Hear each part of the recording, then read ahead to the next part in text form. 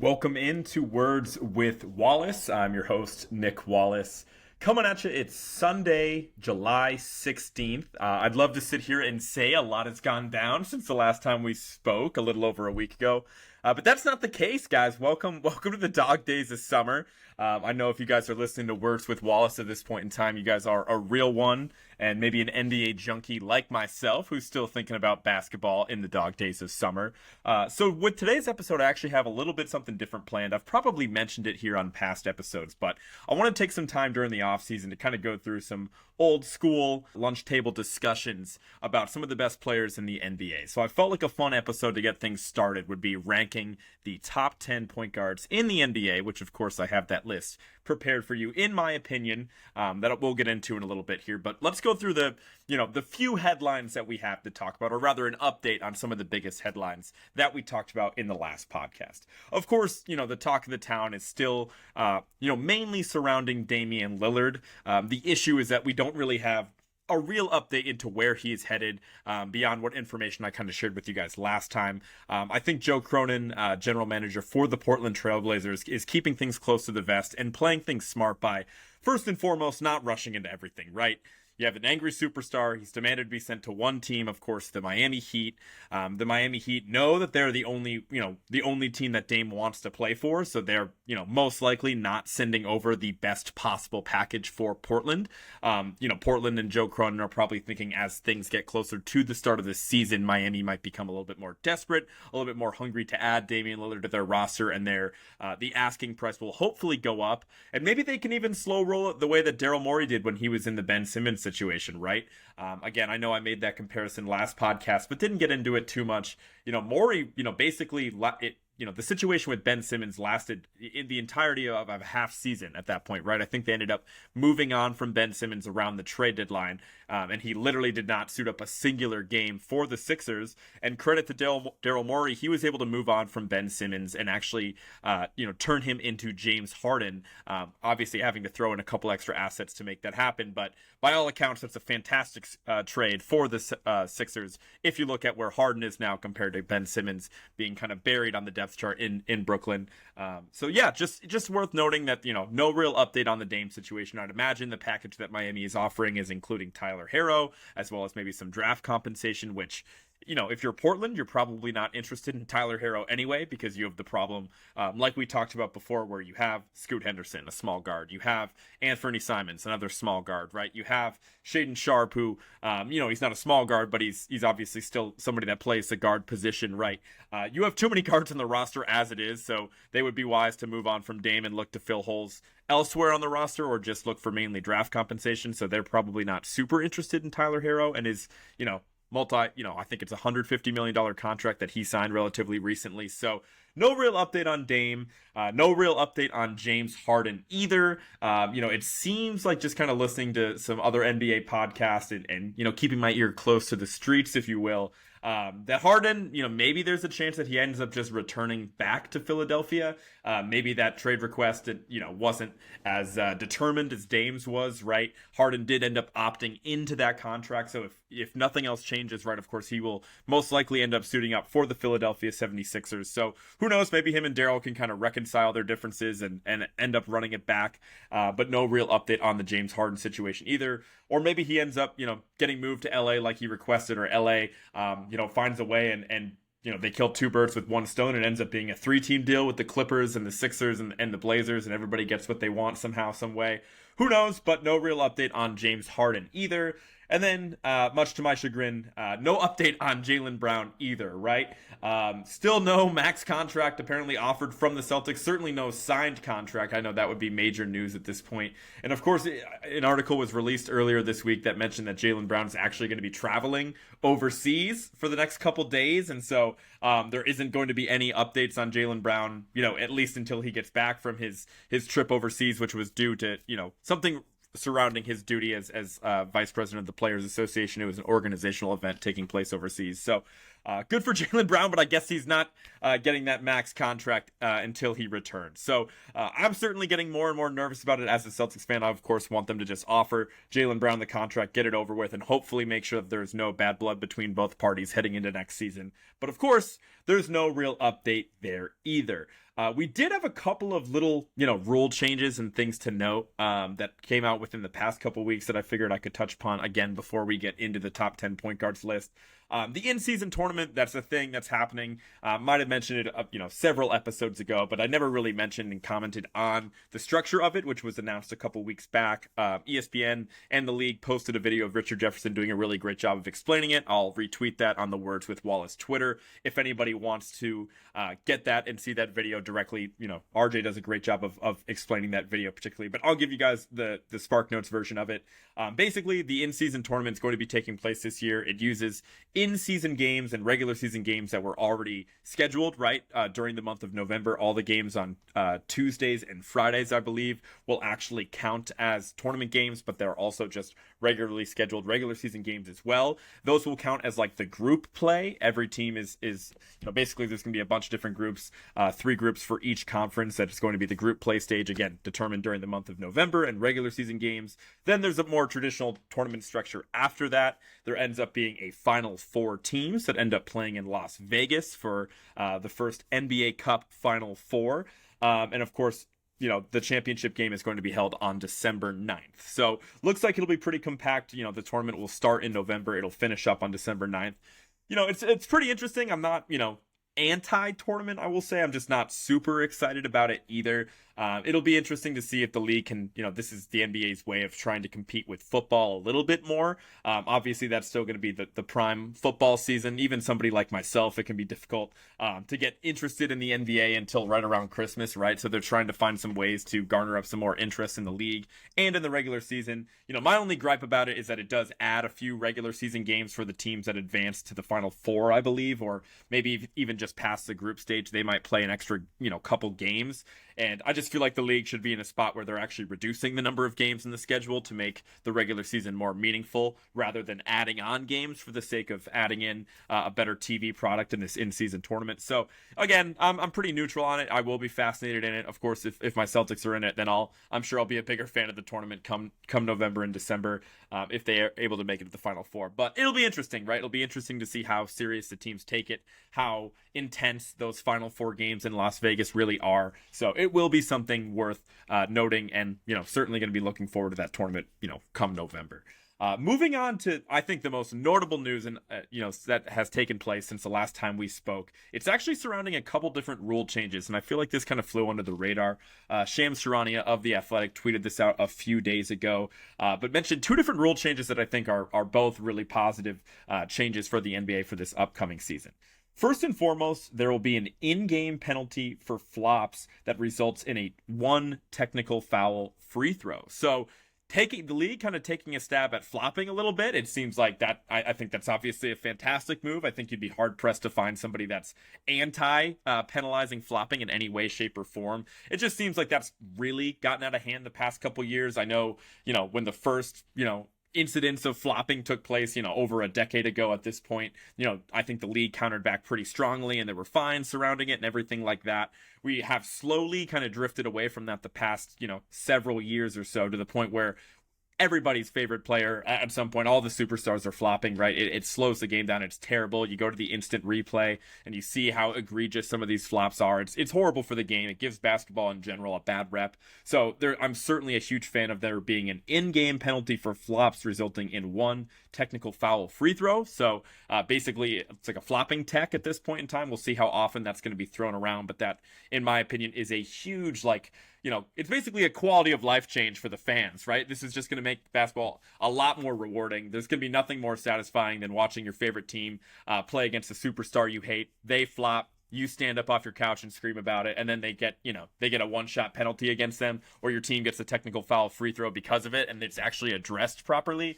that's going to be huge if that's actually properly enforced. So hopefully, in general, it's just, I don't really care about watching guys shoot, free throws all day, but I do just want to see there to be something to reduce flopping in the NBA, and hopefully this is a step in the right direction on that.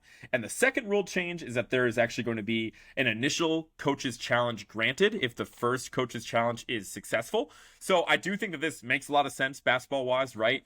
Something that we saw last season that I thought was pretty interesting was that basically it was almost always a terrible move for a coach to use their challenge in the first half of the game, right? Because even if that challenge was successful, or if it was a challenge of like a foul that affected like your team's best player, it still puts you at a disadvantage if you're heading into the closing minutes of the game and you don't have that coach's challenge in your back pocket, right? So you'd see coaches use it in the first half, and a lot of the announcers were keen on commenting like, hey, this is huge, whether they get it or not. This team is going to be without their challenge, even if that challenge is successful, come down the closing stretch of the game. So I do think that this makes a lot of sense. Now, like anything, there is going to be a drawback to it, right? That means we're most likely going to get more replays over the course of the game. Coaches will be more willing to use that first challenge, most likely, if they're really confident in the call. So this might force us to watch, several more replays over the course of the season if you're an active NBA fan like myself. So that kind of sucks, but I would rather see them make it, I think strategically it makes a lot of sense. And I think that overall it's a much more fair way to, handle these coaches challenge situations, right? So I think that's a positive change. Hopefully they can cut down in replays in other areas to kind of counteract that. But again, between the addition of like a flopping penalty that's a one shot technical free throw, as well as the additional coaches challenge if the first is successful, I think those are two really positive rule changes. So shout out Adam Silver, man. That's some good shit heading into next season that I'm looking forward to seeing play out. Now let's get into it, man. Let's get into ranking the top 10 point guards in the NBA. So let me just, there's a million different ways to rank players, right? You can do tier rankings. You can look at, career-wise. You can look at the trade value of the players. While those are all very valid ways of doing things, the way that I'm going to be doing it is just looking at the top 10 point guards you would want on your team heading into next season, right? Like, so this season, right? It's not, the age of the player is not really taken into effect, right? It's just how talented, how much these players, these point guards, help their team win heading into this upcoming 2023-2024 NBA season. Okay, I do not want you guys to think, again, it has nothing to do with, the trade value of these players, right? Like, for example, obviously a guy like Damian Lillard, he's up there in age. He might not have the most trade value, right? Because he's on a massive contract and he's 32, 33 years old at this point. That being said, he's still an incredible player. So you're going to see him on this list. So I just wanted to get that out of the way. And the next thing is, of course, this is my opinion, right? I want you guys to, agree with me, disagree with me, whatever. Let me know. You guys know where to find me if you're watching this podcast, right? I think this is going to be a really fun way for us to have some NBA discussions throughout the offseason. But again, it's just my opinion. The point guards that I think give their teams the best chance to win this upcoming NBA season. And this was a really tough list, right? I mean, point guard's a super deep position. I think after I go through and do this exercise for, all 5 of the starting positions in the NBA, I'll probably get a better sense of what position is the deepest, but I would imagine point guard's probably the early favorite in that, right? It feels like every good team in the NBA has a really good point guard leading the charge, right? So let's get into it. Let's at first, mention a couple of guys that at least crossed my mind, the honorable mentions, if you will, that I did not end up putting on this list, but they did cross my mind. This 4 people, and maybe I missed somebody here. You guys can let me know, but Darius Garland, a guy I really like, of course, of the Cleveland Cavaliers. I think he's like a 4th-year player at this point in time. What's really awesome, of course, Cleveland did disappoint in the playoffs, which, again, I should mention as well. I'm definitely accounting for playoff success in here. I think that, obviously, the ultimate goal is to win an NBA championship. So, point guards that have had playoff success are going to be higher on this list, as you guys will see shortly. Garland obviously doesn't have a ton of playoff experience. They got bounced by the Knicks, but a great young player. I just haven't seen enough from him to put him on this list quite yet. Another guy, Tyrese Halliburton. Shout out Tyrese, man. Just got the mega bag. He just got the maximum rookie contract extension offered by the Indiana Pacers. He was really special for Indiana this past year. He was a first-time All-Star. Really great story. Of course, he was involved in that Domantas Sabonis trade that sent him from Sacramento over to Indiana. One of the more in this dying breed of the traditional point guard, right? Like Chris Paul is kind of the last one of that old school floor general, pass first type of guy. Basically, all the guys that you're going to see on this list are more along the lines of score first, combo guards, if you will. Halliburton does seem like he's kind of cut from that same OG point guard cloth. He does seem really pass first. I honestly, wish I'd watched a little bit more Indiana. It was kind of a tough watch for me at times, especially for the few games that he missed that I had to sit through a couple of those. But Halliburton, really great young player. Just, again, haven't seen enough to put him on this list. This guy, I probably could have left him off the honorable mentions. I do just love Josh Giddey. Shout out Josh Giddey, really unique player. 6'8" at the point guard position for OKC. Really, really exciting. Really, really fun to watch. Again, just haven't seen enough from him. Hasn't played in any real playoff games. Of course, they lost in the play-in tournament to the Timberwolves this past year. But along with him, Shai Gilgeous-Alexander, Jalen Williams. Hopefully, we see some flashes from Chet Holmgren this upcoming season. But OKC is a really great young core, and Giddey's going to be a part of that moving forward. And then finally, Kyrie. I did not put him on my top 10 point guards list. It is kind of interesting because now with his role in Dallas, it is kind of seems like he's playing off the ball a little bit more. I wouldn't really consider him the point guard on that team.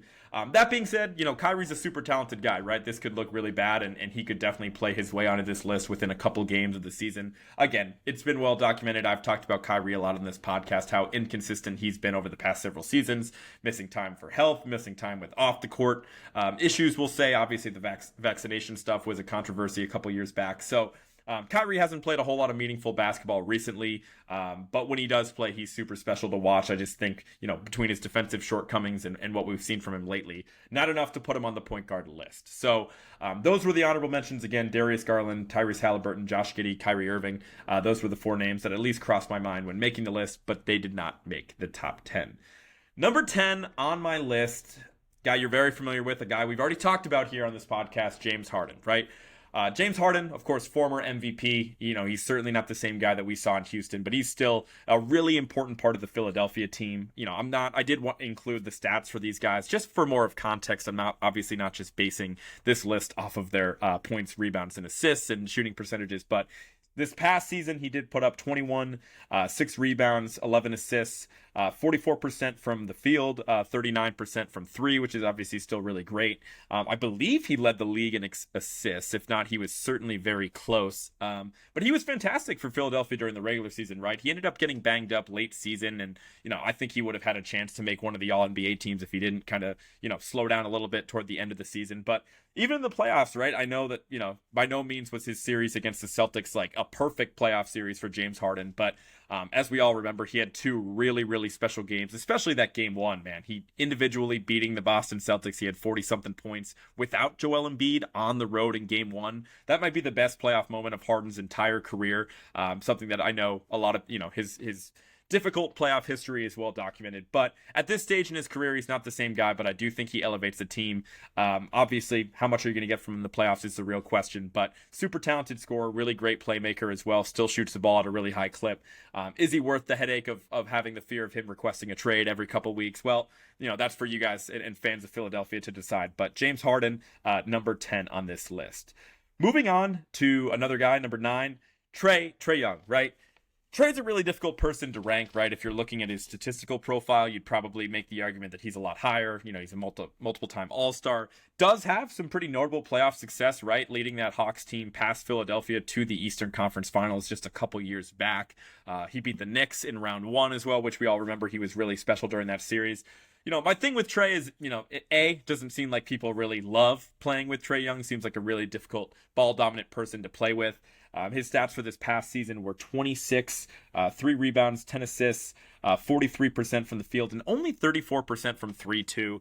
Maybe it's because his name's Trey. Maybe it's because we all remember how special he was at Oklahoma. I don't know. But it does seem like you would think that his three-point percentage is a lot higher than just 34% from 3, and that's kind of been the norm from him the past couple years. Like, he takes a lot of threes. He takes some insanely deep threes. He's got one of the greenest lights in the NBA from his coaching staff.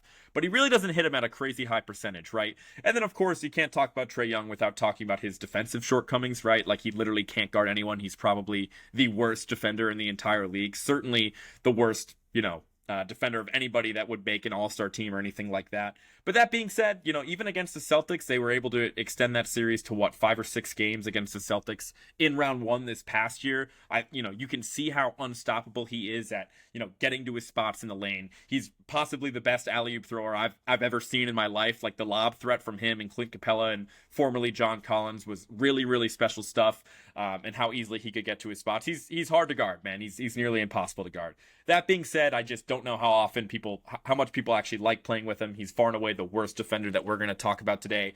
And I'm going to need to see him do it on a bigger stage more recently than that one, Eastern Conference Finals run a couple years ago. Because I do believe the Hawks have a lot of talent. They're a super deep team. They have Quinn Snyder as their head coach. He has his first full offseason under his belt. We'll see what the Hawks amount to next year, but I do feel pretty comfortable putting Trey Young at 9. Number 8, this one is kind of surprising because he's very, very different from the previous 2 guys that we just talked about. He definitely has a lot of different things he provides on the court. But at number 8, I have Jrue Holiday, right?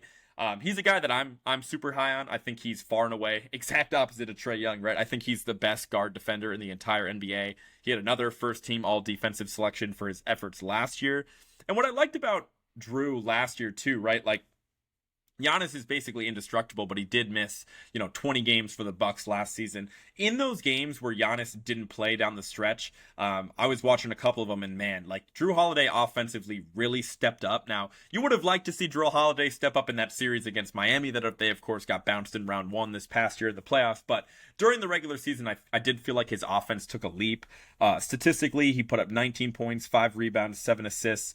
While shooting 48% from the field and 38% from 3, which is actually a little bit higher than I thought. And the previous season, he was actually over 40% from 3, which is obviously really solid. But yeah, man, I felt like during last season, offensively, he had kind of taken a leap. It's just, I think what really separates him from guys like Trey Young and James Harden is the playoff pedigree, right? Of course, he won a championship with the Bucks. He's not going to be a reliable shot creator when you need a bucket at the end of games, but that's not usually what Milwaukee needs of him. I just think that he really, if you're a team that is contending for a championship, I think that almost unanimously across the board, every general manager would take a guy like Jrue Holiday over Trey Young and over James Harden, right? Like if you already have a superstar player and you need somebody to get stops, complement that superstar, keep the flow of the offense going, and make timely baskets along the way, again, Jrue Holiday is that guy. He's not going to be the guy that you put on the poster, right? He's not going to be the guy that always makes the all-star team like Harden and Trey. But I think when it comes down to winning games in the NBA, I think you'd be an idiot to not have Jrue Holiday in your top 10 point guards. And that's why I feel I have him at number 8. And so I do think it's worth noting, I'll talk about tiers a little bit here. Maybe I'll talk about the tiers at the end, because I did kind of, if I had to put these guys in tiers, I would have put Jrue, Trey, and Harden kind of in their own tier here. And then we kind of go up a tier when we jump up to number 7 on this list. We'll talk more about the tiers at the end. But at number 7, I have Jalen Brunson. Obviously a guy that had a fantastic season. I was super high on Brunson, even just during his time with Dallas. I loved watching him. I remember, the playoffs in 2021 or the playoffs in 2022, I should say. That first round against Utah, Luka had actually missed a couple of those games, and Dallas, surprisingly enough, was able to steal a couple games in Utah. Now, I know that was the end of, the Donovan Mitchell, Rudy Gobert pairing in Utah, which had kind of run its course, and I get that. But the fact that Dallas, who was a talent-deprived team, was able to win with, Jalen Brunson and Spencer Dinwiddie leading the charge against a real playoff team in Utah was really impressive, man. The way he got to his spots was awesome. Of course, it was well documented how Dallas kind of blew it by, letting him even get to unrestricted free agency at this time last year, where he ultimately ended up signing with the Knicks. Well, Mavericks fans were even more haunted by that decision than they ever would have thought, because of how fantastic he was for the Knicks this past season. Brunson put up 24 points, 4 rebounds, 6 assists, 49% shooting from the field, and 42% shooting from 3 as well, which again was actually a little bit higher than I thought. What's so special about Jalen Brunson, I don't really know what he's listed at height-wise. He's probably listed at like 6'1", 6 feet. There's no way that dude isn't like 5'10". Like the way that he gets to his spots, and I don't exactly know the exact stat off the top of my head here, but I know I think it was not this past year, but the year before. He actually led the league in like scoring, like right around the lane, like right around the block, actually, because of how consistently he can get to his spot, stop on a dime, create space, and score right around the basket, like not directly under the basket, but in that short to mid-range area. He is absolutely deadly. And it's so fascinating to watch a guy of his size, but he's so strong, the handle's tight. And more importantly, he actually had some success in the playoffs this past year, right? They were able to win that first round against Cleveland that, I was really impressed with because, again, I'm very high on Cleveland as a team. But what Brunson was able to do was really special, right? Because Julius Randle was banged up and really inefficient, basically the entirety of the playoffs. Brunson was the true alpha of that team, leading that team to, a second round defeat against the Miami Heat. But of course, we know how great Miami was as they ended up making it to the NBA Finals. But Brunson was awesome. He exceeded the wildest expectations, and I feel really comfortable putting him at 7 on the top point guards list in the NBA. Moving on to number 6, a guy that I think very similarly had a kind of a breakout year this past year, Darren Fox of the Sacramento Kings, right? Fox was a guy that, I think he took a lot of heat because the Kings front office made the decision to move on from Tyrese Halliburton instead of moving on from Darren Fox. Now, I think those two guys could have eventually ended up figuring it out and playing alongside each other. They're both very smart, very talented players, but Halliburton as a rookie really shocked people with how immediate you could tell that this guy was going to be a star in the league, where Fox had kind of started off hot, and then he kind of soured the past couple years, right? Like, he didn't make any massive leaps, and of course they weren't playing any meaningful basketball in Sacramento over the past couple years, but obviously it proved that the Sabonis Halliburton trade, I should say, was a true win-win. Obviously Sabonis did some fantastic things in Sacramento, but it reassured to De'Aaron Fox, like, hey man, this is your backcourt, right? This is kind of your team. This is we're going to play at the pace that you want. You're going to be the primary ball handler.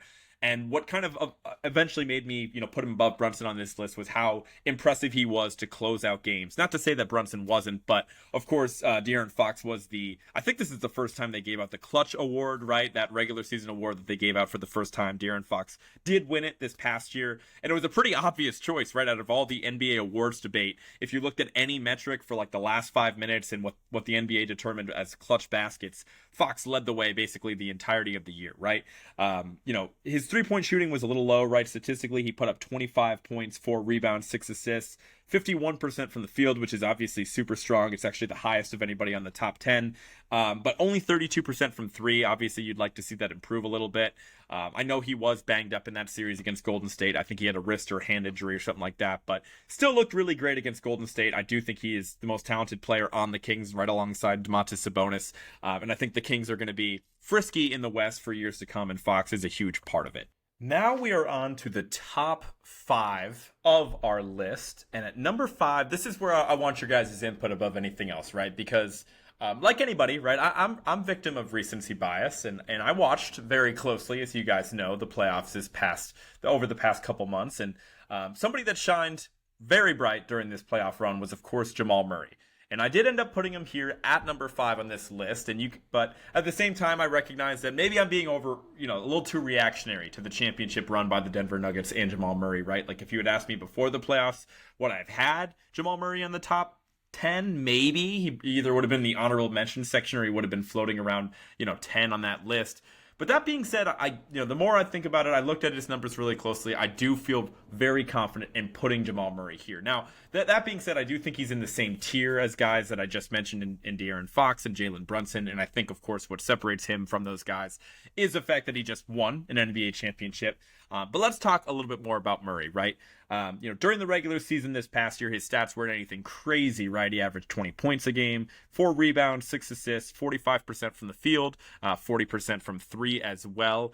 But then, during the playoffs, and of course we do have a 20-game sample size for this, his numbers took a massive leap, and it also matched the eye test as well, right? During the playoffs this past year, he averaged 26 points a game, 6 rebounds, 7 assists, while maintaining 47% shooting from the field and 40% shooting from 3. So what I like about Jamal Murray is, look, and I think, again, this could be said for Fox and Brunson too, right?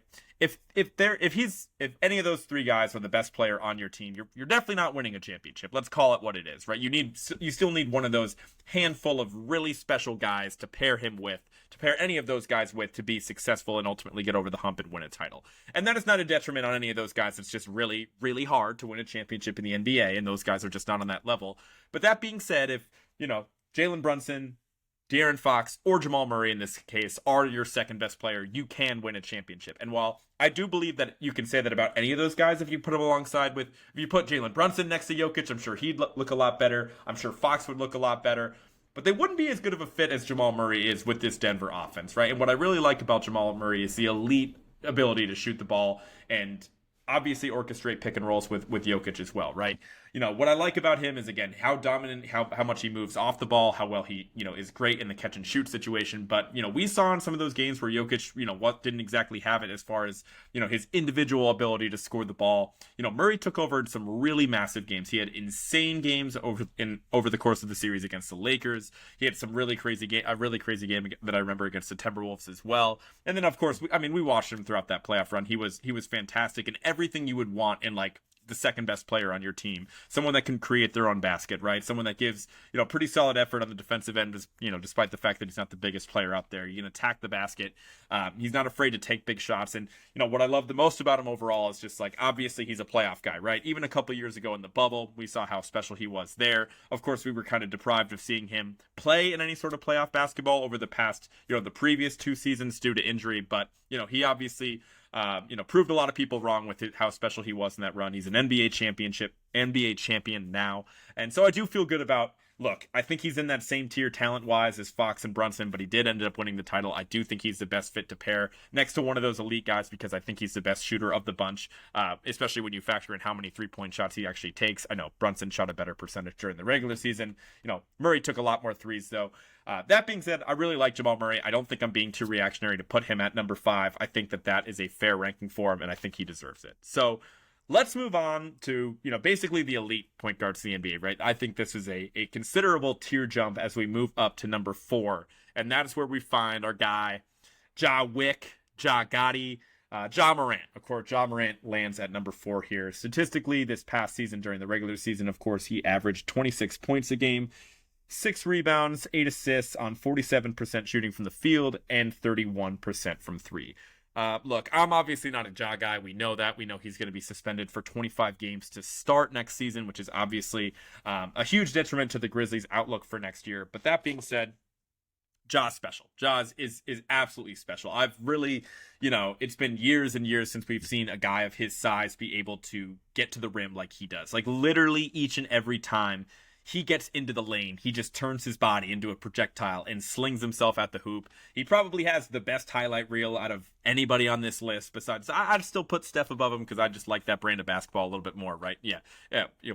Spoiler alert: Steph is on this list. He's a little bit higher than 4, but. Anyways, Ja Morant, special player. He's not my cup of tea. Obviously, you'd like to see the 3-point shooting take a bit of a leap and get better than just 31%. That's holding him back a little bit. And just in general, I just think, for him, finding ways to elongate his career, right? How is he going to look when he's not the same level of athlete that he is right now? I think pound for pound, he's probably the best athlete in the entire NBA, with how fast he is, how quick he is, how quickly he gets to the apex of his jump, and you combine that with his 40-something inch vertical. I mean, he's special. Obviously, we haven't seen Ja get it done in the playoffs, right? We haven't seen him, lead a team multiple rounds in the playoffs, but that being said, they have been really competitive in the regular season. Individually on a night-to-night basis, Ja is just up, better than all the guys we've previously named on this list, and so I think it's pretty fair to slot him in at number 4 at this point in time. Moving on to number 3, again, somebody we talked about a little bit earlier in this podcast. This is where I had Dame. This is where I had Damian Lillard. Again, as we've talked about on the last podcast, he's coming off of probably the best season statistically of his entire career. 32 points a game, 5 rebounds, 7 assists, 46% from the field, 37% from 3, which I thought was actually a little bit lower than what I was expecting for Dame. But obviously, how much do I really need to say about Dame Lillard, the basketball player, right? It's obviously unfortunate that he hasn't been surrounded by a ton of talent in Portland, and that's part of the reason why he's asking out. But he does have a Western Conference Finals appearance a couple years ago. I think he was, they had the honor of being, promptly swept by the, KD-led Warriors when they were, arguably one of the best teams of all time. Portland ended up playing them in the Western Conference Finals. They weren't even able to steal a game. Dame's a dog, right? He's a guy anybody would want on your team. I think it's pretty safe to say, again, just like some of the guys we were talking about earlier, if he's your best player, as he's been the best player in his team basically the entirety of his, 11, 12-year career at this point. You're probably not going to win a championship, which again is not, I'm not saying that to be disrespectful to Dame or anything like that. Again, it's just really hard to win a title. But it would be really cool to see him be like the co-star and play alongside another, top 10 to 15 player in the NBA, because I think Dame's at that level. He's probably a top three-point shooter ever, up there with Steph and Clay. I think as far as the total number of threes goes, he's definitely gonna finish somewhere in the top 5. I think, out of current players, Harden's probably on that list as well. But Dame's incredible. The way he can space the floor, how clutch of a player he is, the ability to create his own shot, the ability to get to the hoop. He's a multi-level scorer. The only thing negative you could say about Dame, the basketball player, is, look, he is a defensive liability. Probably the biggest defensive liability on this list that's not named Trey Young, for what it's worth, especially when you take into account his advanced age, being about 33 years old at this point in time. So we'll see where he ends up. But that being said, that's why it's a story, right? Dame is an incredible player. Anybody in their right mind would want him on their team in a vacuum. But we'll see if he ends up getting what he wants and goes to Miami. But he does slot in at number 3 on this list. And here we are at the top 2 guys on my point guard list. This was tough. I went really back and forth on these 2 guys, and obviously I'll let you know where I landed in a second. But obviously, first and foremost, this is the S tier, right? This is the clear cream of the crop at the point guard position in the NBA. And this one, ultimately was kind of a coin flip between these 2 guys, and it does pain me to announce my number 2 on this list. But this is where I had Steph Curry, right? Steph is my favorite player ever. I don't think anybody's ever going to take that away and knock him off that holding the title as my favorite player ever, because of how much I've loved watching him over the past decade or so. Steph's incredible, right? I don't need to spend too much time talking about him, but I probably will talk longer than I should anyway, because of how much I love the guy. Statistically, 29, 6-6 last season, 49% from the field, 43% from 3, which is actually pretty low for Steph Curry's standards. But what is there left to say about Steph, right? I think, honestly, again, I've said this on the podcast a couple of times, but last season, you could maybe make the argument individually was the best season of Steph's entire career, just kind of watching the guy play. Defensively, he's better than he's ever been because he's so much stronger, right? He seems more durable out there. He's just so smart with avoiding bad matchups on the defensive end, and he knows where to go. He's not just a total liability out there, which is light years ahead of where he was when they were, really dominant, around 2015 or so as well, right? And then also just getting to the basket, right? It seems like he's finishing better than he ever has in his entire career. It's easiest for him to get to his spots and to get to the hoop, easier than it's ever been for him, right? It's just a matter of like, look, we know what Steph is going to give you. It's just, what are the Warriors? Are they going to put in the right pieces and pull the right strings around him to ultimately get them to the promised land, right? Because, Steph's going to get it done when they need him the most. I think it was smart for them to obviously retain Draymond and move on from Jordan Poole to, hopefully they just try to, compile instead of having the multiple timeline thing and, contend for the championship while still acquiring young assets for the future. Hopefully they just do the smart thing and just try to build around Steph Curry, one of the, 10 or 15 best players ever, and just try to maximize his prime because he is going to age so well. But yeah, that's why I had Steph at number 2, right? He's incredible. There's not much left to say about him, but I did ultimately give the nod to Luka at number 1, right? This was really tough for me. The reason why I put Luka there is it's hard to I'm not putting too much stake into the stats. Statistically, it's not very close, right? Luka's stats are bonkers. 32 points, 9 rebounds, 8 assists, 50% shooting from the field, only 34% shooting from 3 for Luka. It's not really about the stats as much as I just think Luka is probably the 3rd best player in the entire world at this point, behind only Giannis and Jokic. So I think that, it's just really the difference is that Luka was surrounded by complete and utter dog shit last season, right? You can say that the Warriors, surrounding cast wasn't as good as it had been in previous years, but it was still light years ahead of what Luka was dealing with, right? Even the marginal improvements that Dallas has made in the offseason, I think that, Luka's going to make a really big step forward this upcoming season. I'm pretty confident in that. I think the Mavericks are going to be, a top 4 seed in the West just because of how much confidence I have in him above all else. Now, they're still going to be saddled by, having Jason Kidd as their head coach, right? They're still going to be saddled by, what are you really going to get from Kyrie on a night-to-night basis? Is he going to be available when you need him the most in the playoffs? And, of course, who is going to help them get stops in that team? How are those young rookies going to develop? Still a lot of questions around Dallas, but there are no questions around the greatness of Luka. the ability for him to play at his own pace, right? He's 6'7". He just absolutely annihilates smaller defenders, right? He just does. Like even a guy like, a couple years ago in the playoffs when they matched up against Phoenix, and he's being defended by Mikal Bridges, almost said Miles Bridges. Mikal Bridges, one of the best young defenders in the entire NBA, right? Who's 6'7", fantastic wingspan on him, and he's just bullied by Luka because he's like a battering ram, right? He's got so much strength that people don't even realize. If he gets a matchup he doesn't like, he can take somebody down to the post and score at virtually every level. And it just seems like he's just walking to the spots in game because of how intelligent he is, how well he sees the game, how often he's able to kick out to open shooters. If you're nitpicking his game, you'd probably like him to see a little bit higher percentage shooting from three. Maybe that percentage is only at 34% because so many of the threes that he does take are of, pretty difficult nature, right? They're often, created isolation threes or step back threes. And, he doesn't really have a guy or hadn't had a guy around him that, create easy looks from him in the catch and shoot situation. Maybe Kyrie can help him out with that as they get into it. But I think Luka, again, third best player in the whole world. I think if I had to pick him or Steph in a vacuum heading into next season, I think Luka's the better player. But if you still wanted to argue Steph because of the championship pedigree, I can't say you're wrong on that either. It's really, really close. So that's the list, guys. That's the top 10 point guards in the NBA. And let me just kind of go through and recap again. At number 1, I had Luka. Number 2, I had Steph. I had those guys at their own tier. The tier 1 of point guards is Luka and Steph. The tier 2 guys, at number 3, we had Dame. And number 4, we had Ja. So I put those guys in kind of their own tier in tier 2 right there. Number 5, we had Jamal Murray. Number 6, we had Darren Fox. Number 7, we had Jalen Brunson. Again, I would probably put Murray, Fox, and Brunson in the tier 3 of guys right there. And then in tier 4, at number 8, we had Drew Holiday.